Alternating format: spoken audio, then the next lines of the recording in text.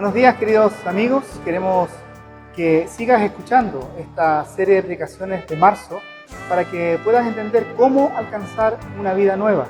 Queremos invitarte a que te conectes con nosotros. Queremos invitarte que, si es posible, que participes presencialmente de nuestros cultos los días domingos y que así, juntos, podamos crecer en lo que Dios nos tiene preparado. El Señor te bendiga. Nos vemos pronto.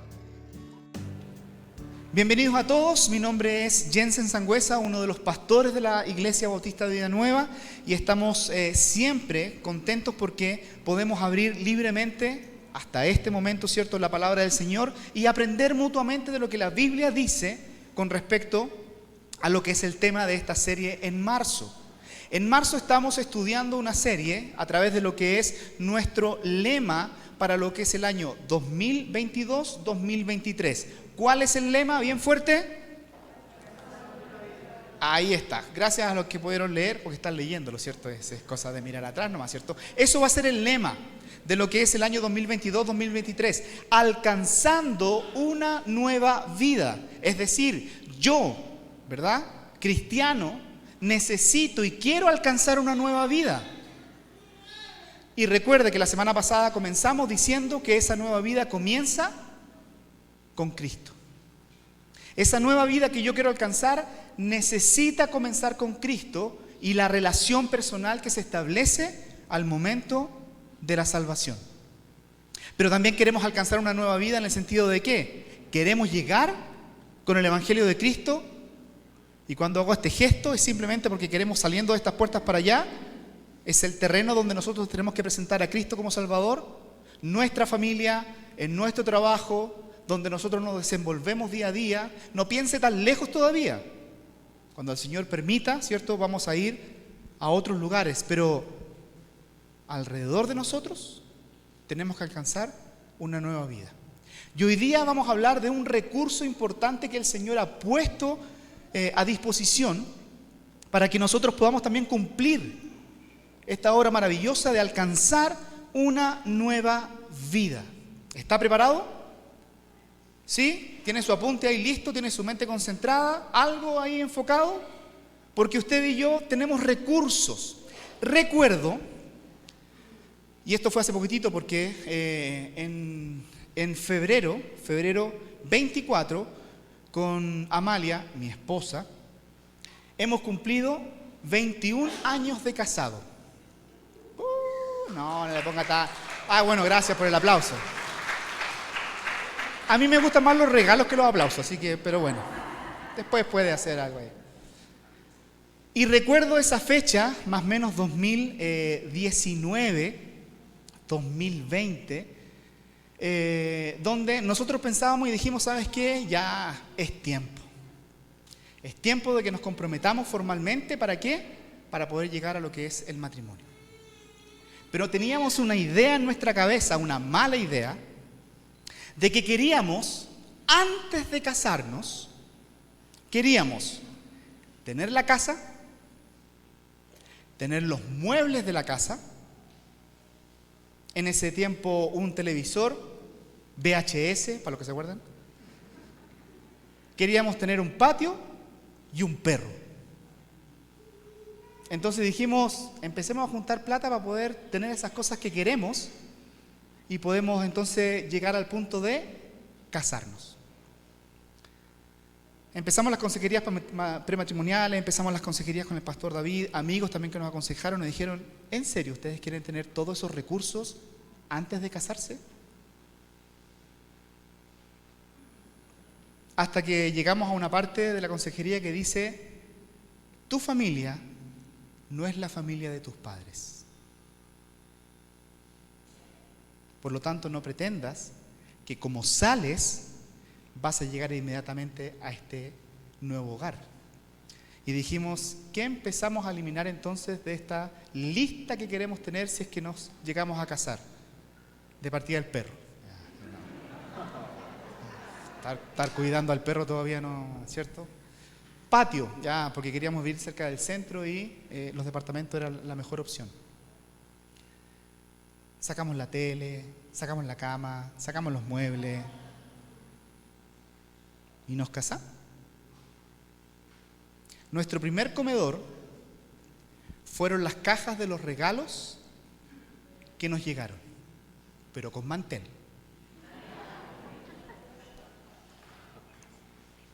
Pobre, pero siempre digno, ¿no?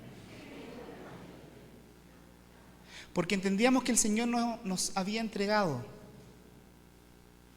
algo más que lo material en cuanto a recursos para que nosotros pudiéramos entonces empezar a formar nuestra familia.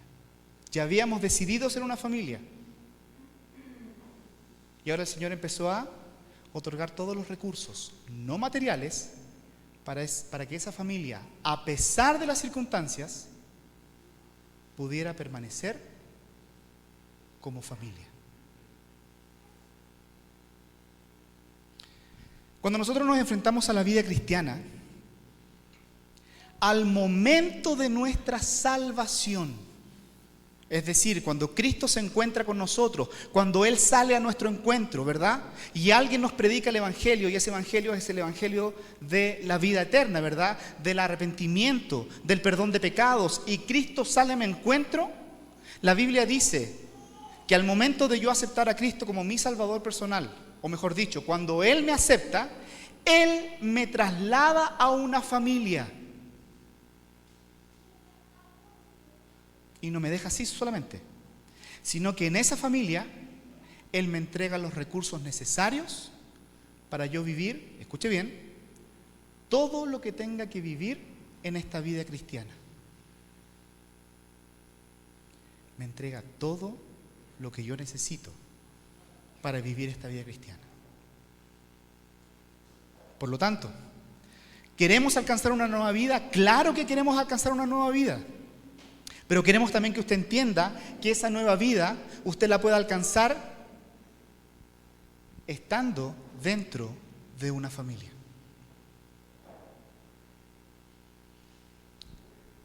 No tienes que estar solo. De hecho, Dios no planificó que los creyentes estuvieran solos batallando una vida cristiana. No se puede, no se debe vivir una vida cristiana solos. No es bíblico. Casi podríamos decir que es antibíblico. Pensar que después de mi nacimiento espiritual yo pueda decidir no pertenecer a una familia cristiana. Es más, te voy a aclarar algunos conceptos básicos de que sí o sí perteneces a una familia espiritual. ¿Estamos listos? ¿Está preparado? Perfecto. Vamos a nuestra Biblia, por favor, porque todas las personas que han tenido un encuentro personal con Cristo,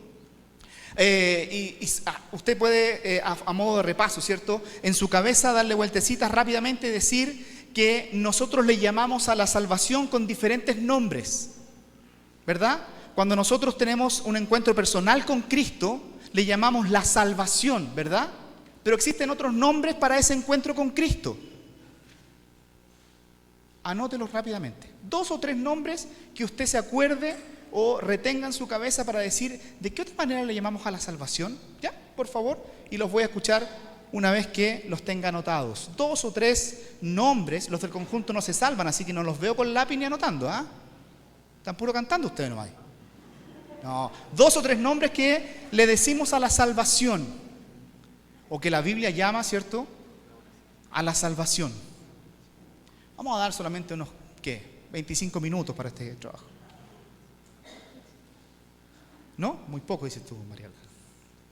Los hermanos del Zoom, recuerden que también pueden ir anotando algunas cosas y pueden compartir ahí en el chat y después los hermanos ahí me anuncian qué cosas van poniendo. Ya, ¿con qué otros nombres nosotros conocemos a este momento donde el Señor sale a nuestro encuentro, se nos predica el Evangelio de arrepentimiento, de que yo soy un pecador y que por mi pecado estoy separado de Dios, pero que Cristo ha muerto en la cruz del Calvario derramando su sangre preciosa, ¿verdad? Y haciendo la reconciliación por medio de la fe, a través del arrepentimiento y de yo aceptar el sacrificio de Cristo. ¿Cómo se conoce ese momento en la vida de un creyente? Claro, la salvación. ¿Qué otro nombre tiene? Levante su mano, por favor, no me lo diga así en Vox Populi, porque así yo puedo después estar... hermana Claudia Bravo. Redención, maravillosa palabra, ¿o no? Fuimos redimidos. Otra forma de decir nuestra salvación, fuimos redimidos. La palabra redimidos tiene la idea de que somos comprados. Alguien pagó un precio. Hermosa palabra en el Antiguo Testamento y obviamente que se expresa en el Nuevo. Vi tu mano, Alejandro Ferreira, profesor de la Academia Bíblica en Forma, que por más de 5 años... No, por favor. Adopción. Hermosa palabra. También le llamamos al momento de nuestra salvación el momento en que Dios nos adoptó. Es decir, no pertenecíamos a la familia de Dios. Y esto hay que aclararlo muy bien, ¿cierto? La semana pasada dijimos, muchos pertenecemos a la familia de Dios, pero no todos son hijos de Dios. Ahora, lo expresé mal, no se asuste. Todos somos criaturas de Dios, pero no todos somos hijos de Dios. Solamente son hijos de Dios los que han sido adoptados. Romanos capítulo 8, donde se ve el proceso de que éramos esclavos, donde Cristo compró nuestra esclavitud y nos adoptó. O lo dice Juan, nos dio el derecho de ser llamados hijos de Dios. ¿Alguien más? ¿Otro nombre que recibe la salvación? Jonathan. La gracia. Eso es bien general en el sentido de que la gracia obviamente funciona en diferentes momentos, pero la gracia que llegó a nosotros, o como dice Efesios, estás pensando en el pasaje de Efesios a lo mejor, porque por gracia sois salvos. Perfecto, por medio de la fe, y esto no es de vosotros. Amén, hermano, puedo ver tu mano, oraré por ti, el Señor te bendiga. Maravilloso, otra palabra importante para nosotros. Fuimos justificados por medio de la fe. Romanos capítulo 5, versículo 1. Fuimos justificados, es decir, todas las cosas que se decían de nosotros fueron clavadas en la cruz del Calvario. Y recibimos judicialmente el perdón por nuestros pecados. La justicia de Dios la recibimos. Por lo tanto, al momento de nuestra salvación, tenemos diferentes nombres, pero hay algo importante que ocurre cuando nosotros somos redimidos, adoptados, ¿cierto? Salvos por gracia, justificados, reconciliados. Algo ocurre en mi vida que ocurre una vez y para siempre. Primera a los Corintios, vaya ahí por favor. Primera carta del apóstol Pablo a esta iglesia que necesitaba tanta información y tantas respuestas eclesiásticas. Y Pablo les escribe entonces en 1 Corintios capítulo 12, un tema que hasta nuestros días causa confusión. 1 Corintios capítulo 12, versículos, vamos a leer el versículo 12 y 13. Si no tiene Biblia en las Américas con usted, ¿cierto? Está la versión atrás para que pueda seguir la lectura fácilmente. Leemos desde Biblia de las Américas. Dice, porque así como el cuerpo es uno, y va a ser una analogía, ¿cierto? Con el cuerpo físico, el cuerpo humano. Porque así como el cuerpo es uno y tiene muchos miembros, pero todos los miembros del cuerpo, aunque son muchos, constituyen un solo cuerpo. Bueno, dice la palabra, así también es Cristo. Pues, por un mismo espíritu, y aquí está, todos fuimos bautizados, ¿dónde? En un solo cuerpo. Voy a seguir leyendo después, pero déjame parar ahí. La analogía es muy simple, ¿no? Usted, el que está sentado ahí, ¿cierto? ¿Cuántos cuerpos tiene? Listo, se entiende porque es muy fácil la analogía, ¿cierto? Tiene un solo cuerpo, pero su cuerpo tiene muchos miembros. Esa es la comparación. Ahora, ¿cuántos salvadores hay? Uno, y se llama Cristo. Y Cristo, ¿cierto? Es uno solo, y dice la Biblia, que todas las personas que han pasado por el proceso de la salvación, diferentes nombres, adopción, reconciliación, justificación y otros más, en el momento de nuestra salvación, el Espíritu Santo hace algo, por una vez y para siempre. Nos bautiza en el Espíritu Santo. Una vez y para siempre ocurre ese evento, lo acaba de leer usted. Porque todos, dice, fuimos bautizados en un solo cuerpo. Mira, interesante. El Espíritu Santo dice que toma nuestra vida, espiritualmente hablando, mi cuerpo, ¿cierto? Y lo bautiza. ¿Dónde lo bautiza? Dice que lo lleva y lo introduce en el cuerpo de Cristo. ¿Cuántos cuerpos tiene Cristo? Uno. Nosotros somos los miembros de ese cuerpo de Cristo. Y cuando nosotros somos salvos por la gracia del Señor, el Espíritu Santo viene, me toma, espiritualmente hablando, por favor, me toma y me bautiza, que es lo mismo que decir, me introduce al cuerpo de Cristo. Y por lo tanto paso a ser parte ¿de qué? Del cuerpo de Cristo. Y ahora me llamo uno de sus miembros.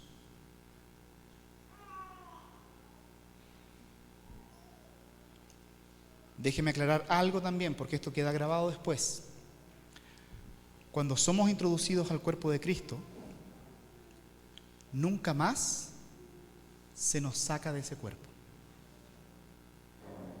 Usted no puede meterse al cuerpo de Cristo.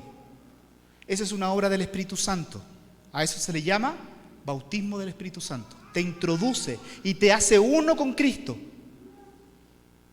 ¿Sí? Y en ninguna parte de la Biblia usted va a encontrar que el Espíritu Santo ahora te va a sacar de ese cuerpo. Bueno, el cuerpo de Cristo, en el cual todos los creyentes pertenecen, tiene un nombre para nosotros. Y ese nombre lo encontramos en Efesios, por favor. El cuerpo de Cristo, al cual nosotros somos participantes de ese cuerpo a través del Espíritu Santo, ¿verdad? Tiene un nombre, el cual Efesios le llama, y aquí nos va a decir el nombre. Es como que si anticipara para nosotros la pregunta, y nos dice así, Efesios capítulo 1.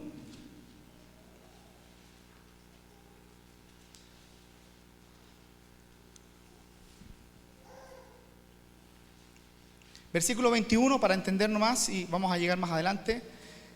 Cristo entonces está sentado, dice, en los lugares celestiales, el 19, el 20, el cual obró en Cristo cuando lo resucitó de entre los muertos y le sentó a su diestra en los lugares celestiales. Allá está Cristo con Dios, muy por encima de todo principado, autoridad, poder, dominio y de todo nombre que se nombra, no solo en este siglo, sino también en el venidero. Es decir, Cristo es único. 22. Y todo sometió bajo los pies de Cristo, y a Él lo dio por cabeza sobre todas las cosas. ¿A quién? A la iglesia. Guarde ese nombre. 23. Hagamos la pregunta. ¿Qué es la iglesia? Versículo 23. La cual es su cuerpo. ¿Sí? La plenitud de aquel que lo llena todo en todo. Por lo tanto, cuando el Espíritu Santo, ¿cierto?, al momento de nuestra salvación, nos bautiza en el Espíritu, es decir, nos introduce al cuerpo de Cristo, nosotros inmediatamente somos parte del cuerpo de Cristo y somos parte de algo que teológicamente se le conoce como la iglesia. Le hemos puesto a través de los años un nombre, la Iglesia Universal. Porque no solamente en esta época, no solamente esta congregación pertenece a la iglesia, sino que, anote si está anotando, cronológicamente hablando, desde Hechos capítulo 2, ¿sí? Hechos capítulo 2, hasta, no sabemos cuándo termina esto, Cristo está conformando su cuerpo, su iglesia. Nosotros creemos que ese evento va a culminar con el rapto, Cuando la iglesia sea arrebatada y podamos estar por siempre con Cristo. ¿Cuántas personas conforman la iglesia universal entonces?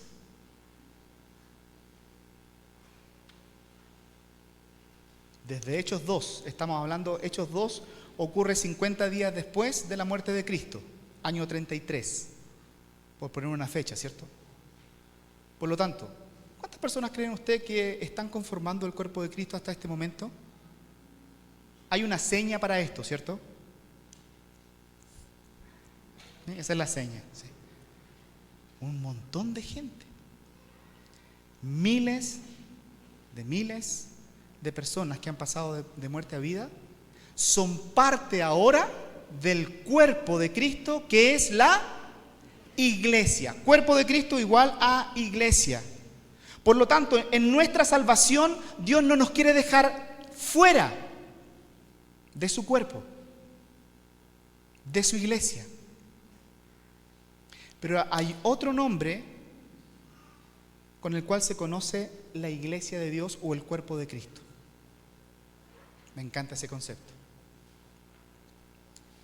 La familia de Dios.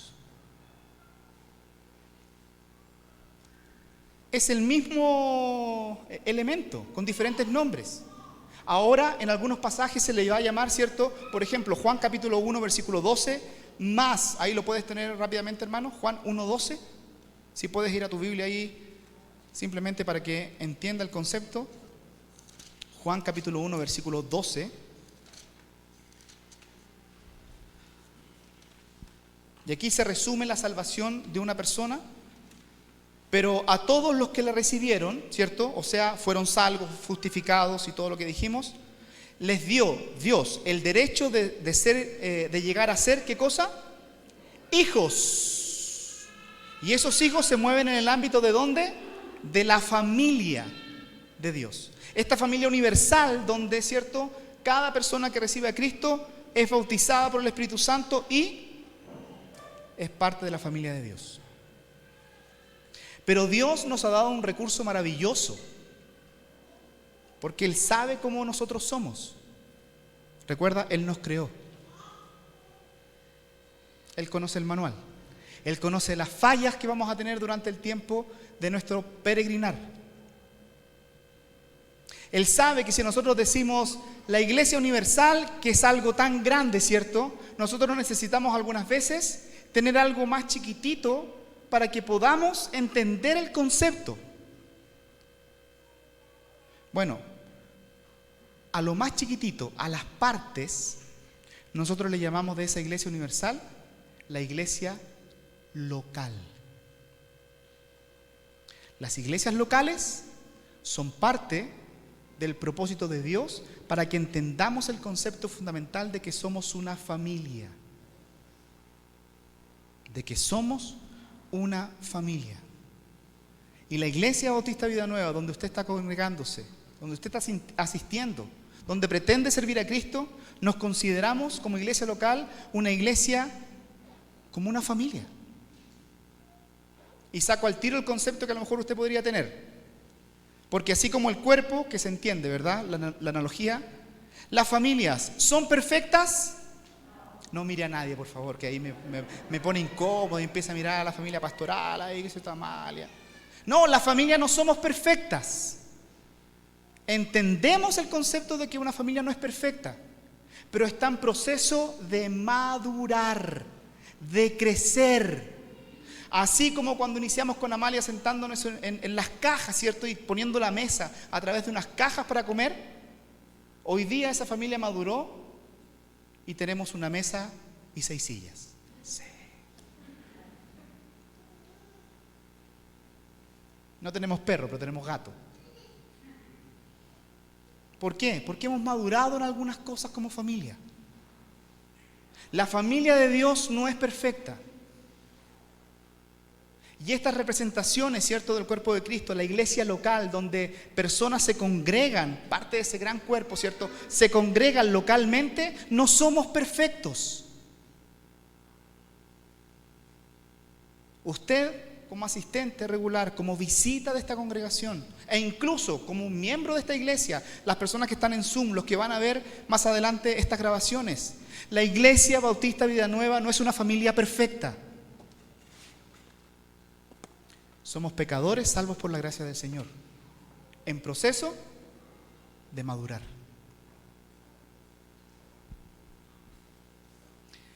Pero Dios ha diseñado a las iglesias locales para que podamos vivir nuestra vida cristiana en un lugar donde podamos echar a perder.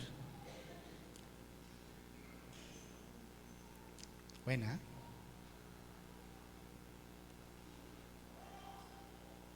¿O usted no se equivoca?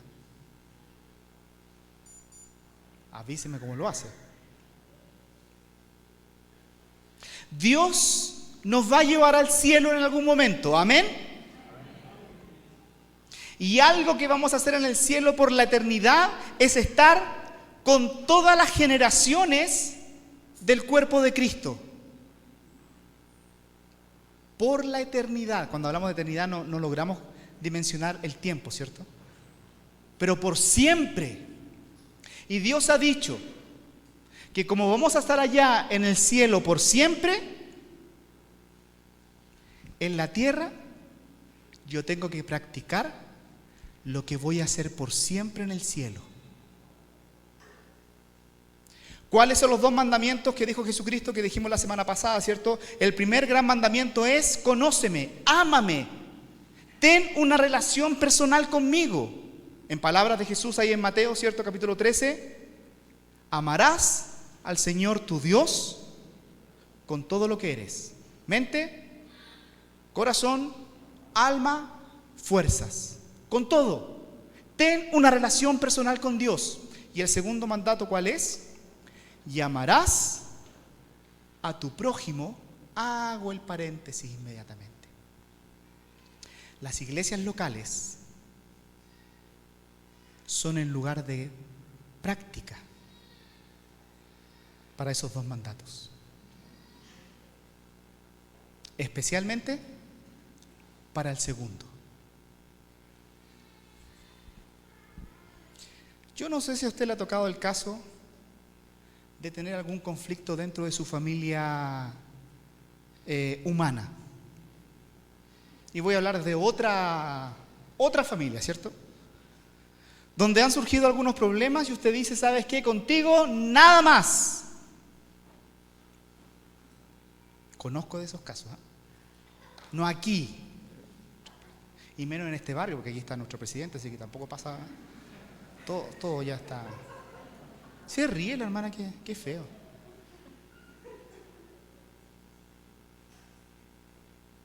Sí, las familias tienen problemas. Las familias tienen conflictos, las familias tienen diferencias.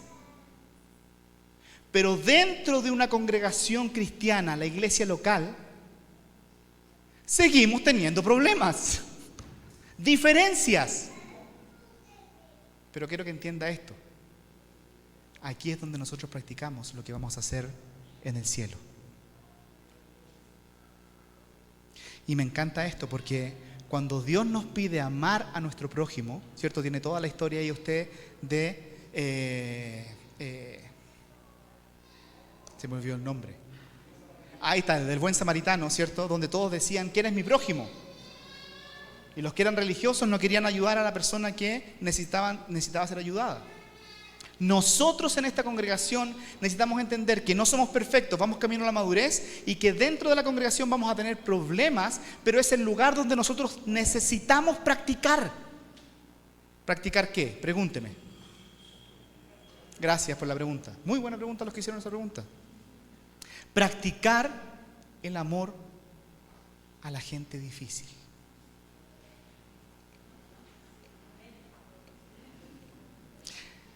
Una vez leímos un libro y ese libro decía: si usted que va a una congregación empieza a mirar para su lado y dice: ¿dónde está el creyente difícil?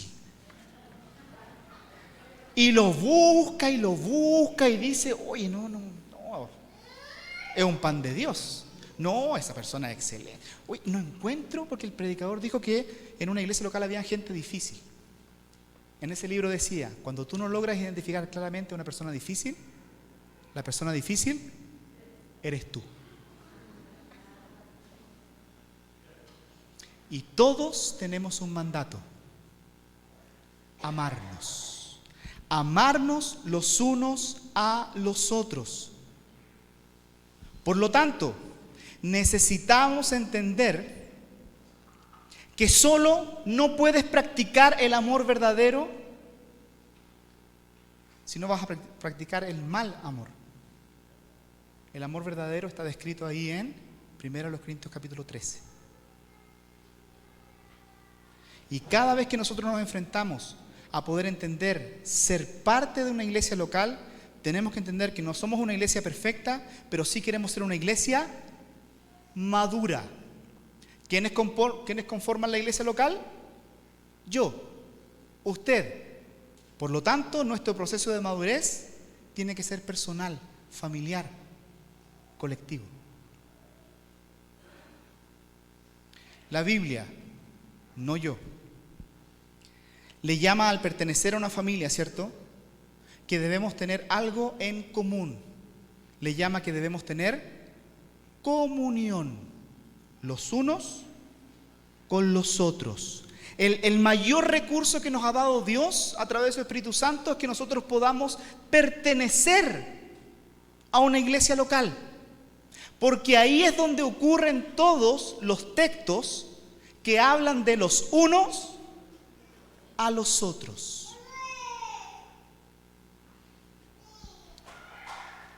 Vamos con algunos textos. Juan capítulo 13, por favor. Y esto va a ser rápido, tienes que mover bien tus dedos, bien ágil. Juan capítulo 13. En una congregación va a ocurrir lo de Juan capítulo 13.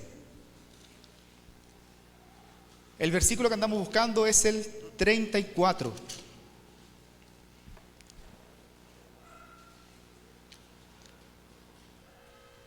Dice así: un mandamiento nuevo os doy, que os améis los unos a los otros, que como yo os he amado, así también os améis los unos a los otros. ¿Dónde practicamos esa clase de amor? Dentro de la familia. Porque la analogía es muy simple, ¿no? Tú no le puedes pedir a tus hijos que se porten bien en el colegio, le puedes pedir, pero si permites que se porten mal en la casa. Aunque algunos son complicados y se portan regio en otras partes y en la casa son... Pero practicamos en la iglesia de Dios, en la familia de Dios, este mandato: amarnos los unos a los otros. Amar lo difícil del otro. Amar lo complicado del otro. Amar el carácter del otro. Amar lo preguntón que son.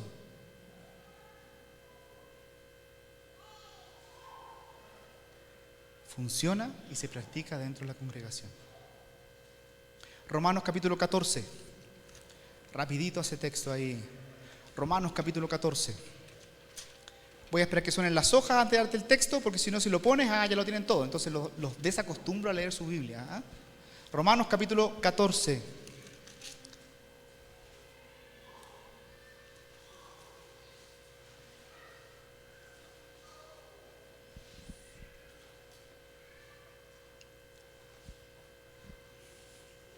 Esto tenemos que hacer dentro de la congregación, dentro de la Iglesia Bautista Vida Nueva también. Las iglesias locales, versículo 13. Por consiguiente, ya no nos juzgamos los unos a los otros, sino más bien, decidid esto, : no poner obstáculo o piedra de tropiezo, ¿a quién? Al hermano. ¿Dónde lo hacemos? Aquí.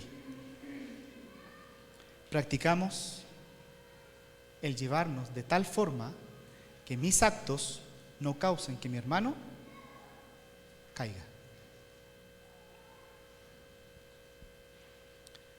Está en Romanos, ¿cierto? Romanos capítulo 12. Retroceda ahí unos capítulos. Esto también lo hacemos dentro de la congregación y practicamos. Romanos capítulo 12, el versículo que buscamos es el 15. Romanos 12, 15. Gozándoos en la esperanza, perdón, el 15, estoy leyendo el 12. Gozaos con los que se gozan, llorad con los que lloran. Lo practicamos. Porque hay un mundo entero que necesita que nosotros practiquemos dentro y fuera, alcanzando una nueva vida. Si nosotros no sabemos hacer estas cosas los unos con los otros, menos nos vamos a poder desarrollar con las personas con las cuales convivimos a diario. Vamos a ser personas indiferentes, que no nos alegramos por las alegrías de otros, que no sabemos respetar el llanto de otro o apoyar en el llanto de otro.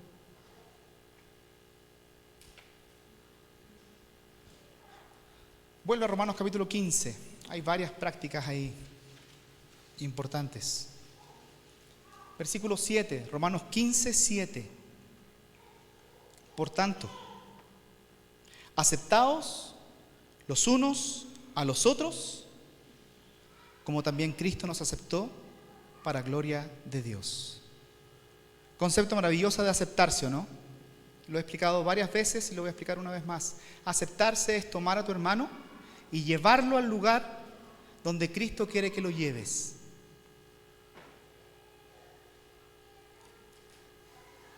¿Sí? No decimos te acepto, pero no te trago. Hermanos, somos tan diversos en esta iglesia chiquitita, ¿cierto? En esta iglesia local, tan diversos, tanto color, tantos portes, tanto pelo, algunos. Somos diversos. Y que si no somos capaces de practicar dentro de nuestra congregación el aceptarnos unos a otros, ¿cuál es la norma? Como Cristo nos aceptó. Es aquí donde nosotros practicamos.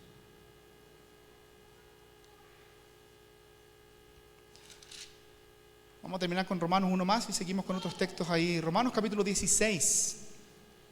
No vamos a leer todos los textos porque son más de 50 versículos que hablan de los unos a los otros. Vamos a tomar algunos solamente para que entienda que aquí debemos practicar algunas cosas. Romanos capítulo 16 y el versículo que andamos buscando es el versículo 16.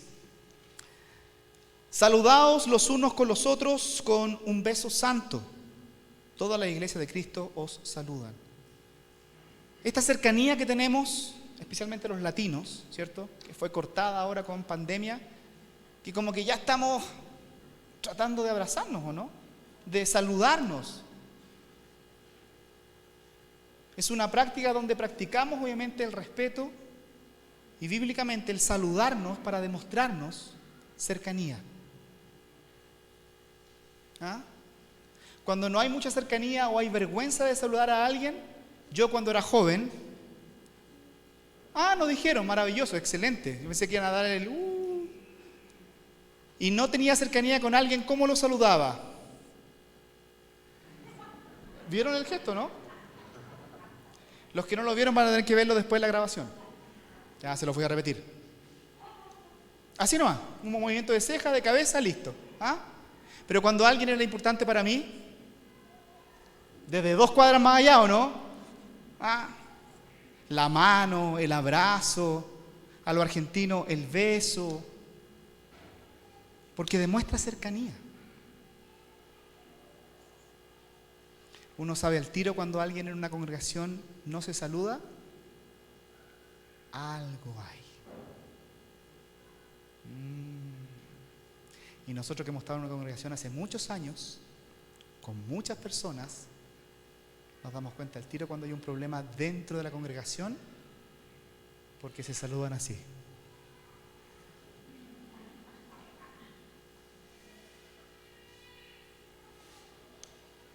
Otro, vámonos a Gálatas, por favor. Si avanza en su Biblia, ¿cierto? Romanos, Corintios, se va a llegar allá a la carta del apóstol Pablo a los Gálatas. Y llegamos al capítulo 5 de Gálatas.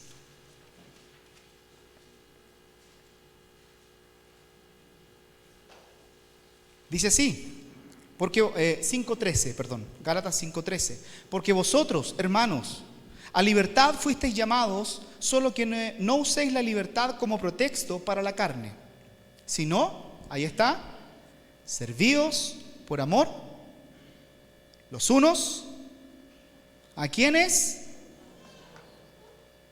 a los otros. Hablando obviamente Pablo dentro del contexto de una congregación, esta congregación, ¿cierto?, de los Gálatas. Servíos por amor los unos a los otros. ¿Dónde practicamos el servicio? Dentro de las iglesias locales.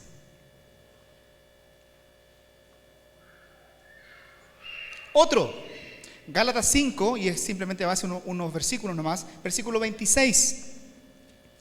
No nos hagamos vanagloriosos, provocándoos unos a otros, envidiándoos unos a otros. ¿Sí? Está en forma negativa, ¿verdad? No debemos practicar la envidia o la provocación dentro de la congregación. Aquí se practica. Aquí nos equivocamos. Aquí reparamos. Aquí restauramos. Porque queremos alcanzar una nueva vida. Ese es el propósito. No somos una familia perfecta, pero queremos ser una familia madura. Efesios capítulo 4, versículo 2, quizás es el último que revisamos. Efesios capítulo 4.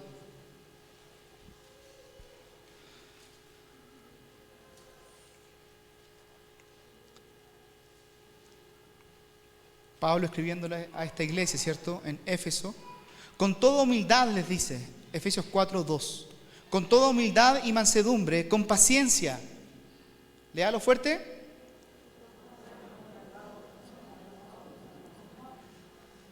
Ay, Señor. Algunas veces, pastor, usted me pide cosas que son complicadas para mí. Es que a lo mejor el complicado solamente es usted, no el otro. Y necesitamos, dice la Biblia, no yo, aparte de entender el concepto de soportarse, ¿cierto?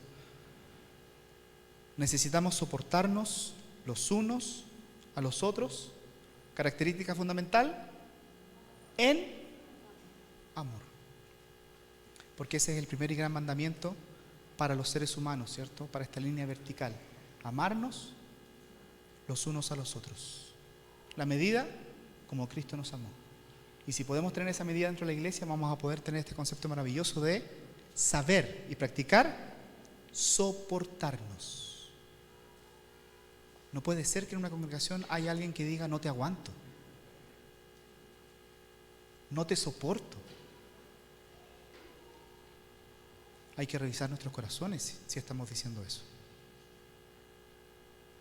Porque aquí se practica y queremos usar ese recurso que Dios nos dio de las iglesias locales donde podamos practicar la comunión entre hermanos. ¿Por qué estamos enseñando esto? Muy simple. Porque queremos alcanzar una nueva vida que está fuera de lo que son estas 4 paredes de esta iglesia local. Y si nosotros empezamos a practicar aquí adentro, vamos a poder entender entonces cómo llegar a las personas de afuera. No podemos decirle Dios te ama, como dice Primera de Juan 3:16. Primera de Juan 3:16, no Juan 3:16. Primera de Juan 3:16. Si decimos que amamos a Dios, pero no amamos al hermano, algo no está funcionando. ¿Y cómo le vamos a decir a la gente de afuera que los amamos y que Cristo está buscando su vida si dentro de esta congregación no practicamos el amor de manera práctica? No podemos. Es así que nosotros necesitamos examinar nuestras vidas para saber si dentro de mi mente y mi corazón estoy entendiendo el concepto de pertenecer a una congregación. La próxima semana vamos a terminar este tema con los recursos que Dios nos entrega porque hemos diseñado un plan para llevar a cabo esos recursos que Dios ha puesto a nuestra disposición. Así que vamos a orar, que el Señor le bendiga en esta mañana.